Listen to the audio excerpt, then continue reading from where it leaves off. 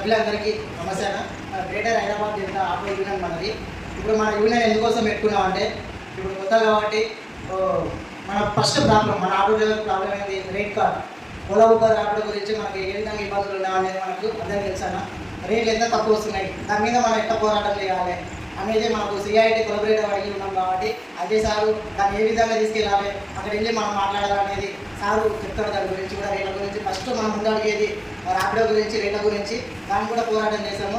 Ola Uber office కూడా వెళ్తాం మన సిఐటి ద్వారా.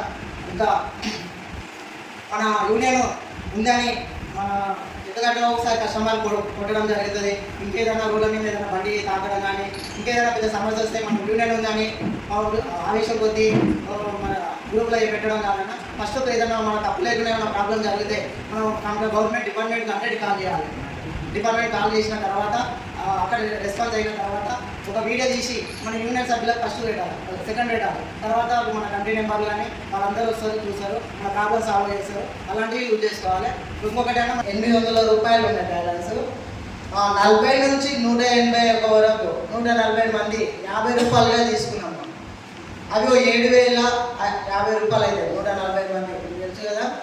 ఇప్పుడు ఈ మొత్తము 7,850 రూపాయలు, 50 రూపాయలు ఉన్నాయి అన్ని ఖర్చు.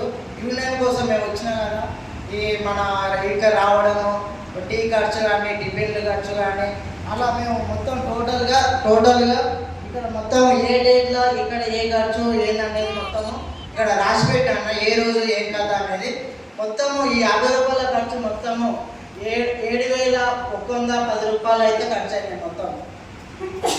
ఇలా డౌట్ ఉన్నా అందరూ చూసుకోవచ్చు, నేను చెప్పేస్తా కూడా టోటల్ ఒక్కొక్కటి. ఓకేనా? ఇప్పుడు మొత్తం ఇది 180 మందిలా బ్యాలెన్స్ ఎంత మిగిలిందంటే 740 రూపాయలు ఉన్నాయన్న.